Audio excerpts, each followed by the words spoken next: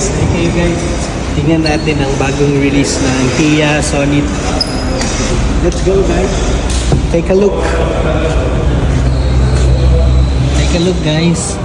Look at the interior of the Sonet. What? Tingnan nyo naman dito guys ang dashboard niya. Oh, napakaganda tignan, di ba? Ito naman yung kanyang mga control panel, the aircon, ito yung control ng aircon. Ito naman sa baba, ito yung mode na aircon. Ito naman yung kanyang sa fan or labasan exhaust ng aircon. Ito naman yung stereo niya. Napakaganda ng design ng stereo niya, diba? Nakalabas na. Tingnan mo. Guys, pasok kayo guys. So dito tayo ngayon sa driver side. So ito naman yung control ng windows natin. Kung if you want to down sa likod, dito na yung controls niya lahat. Tapos ito naman yung sa control naman ng what we call this one, side mirror, left and left down, right sa kabila. So ito yung control niya. So, if gusto mo naman i-lock yung windows or yung door, ito naman, nandito din yung control. So, lahat ng control na sa door at saka sa window, nandito lahat sa driver side. So, ito naman sa steering wheel tayo. So, yung control ng stereo natin, nandito din. Yung volume up and down. So, next, and if nagpapatugtog ka, gusto mo yung next, nandito na din yung control. Tsaka ito naman sa kabila is kung gusto mong tumawag. Kagandahan ng stereo natin dito guys is kung mayroong call ka, pwede mong dito i-accept dito sa manibela na lang kasi nandito naman sa side niya na pwede mong i-accept yung call.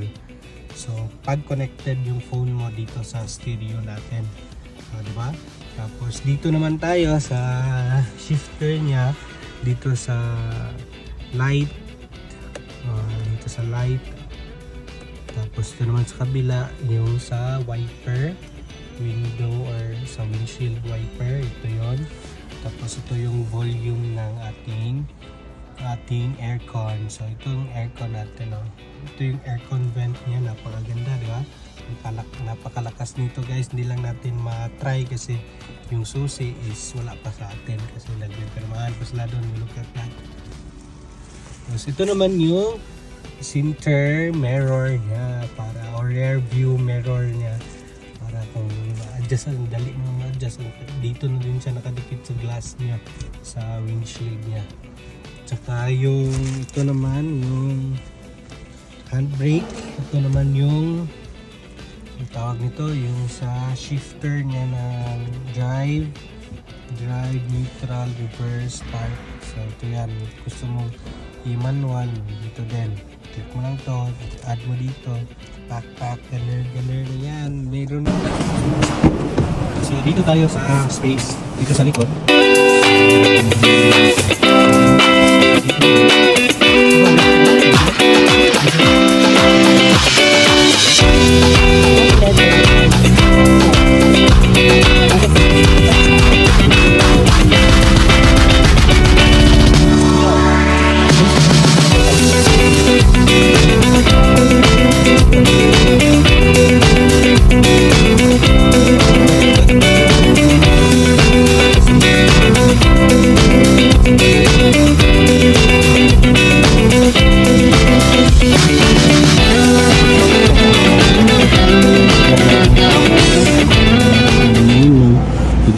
Dyan. Tapos wala namang problema kasi pwede mo siyang mahawakan ng ganito, di ba? Yung iba dito lang yung Sonet open talaga siya. Okay, so dun sa likod sa kabila same lang sa kabila. So dito tayo.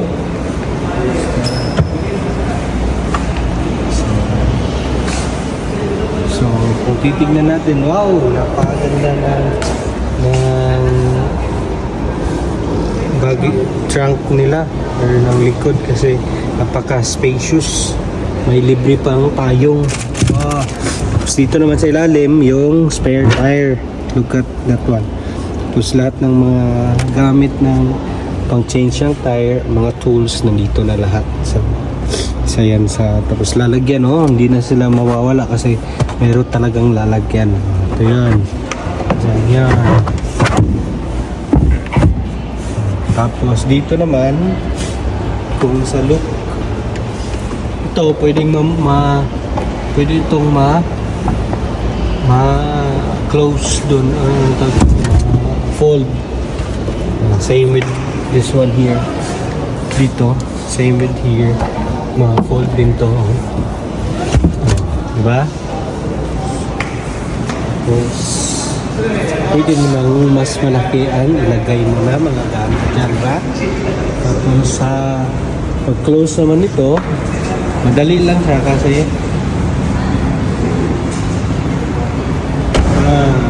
tapos meron na siyang built-in na what we call this one?